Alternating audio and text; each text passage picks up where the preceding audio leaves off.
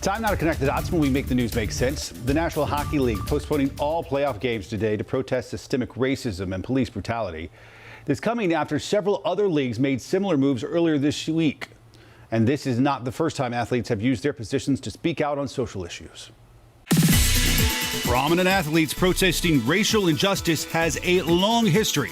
Let's connect the dots. One of those famous protests came at the 1968 Olympic Games.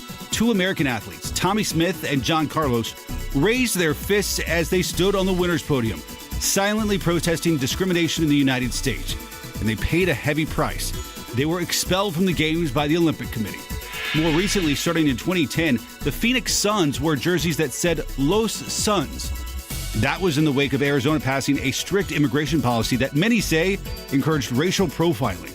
Boycotts aren't new either. Serena and Venus Williams boycotted the Indian Wells tournament for 14 years after Serena was booed by a predominantly white crowd and there were accusations of racial slurs. And that is connecting the dots.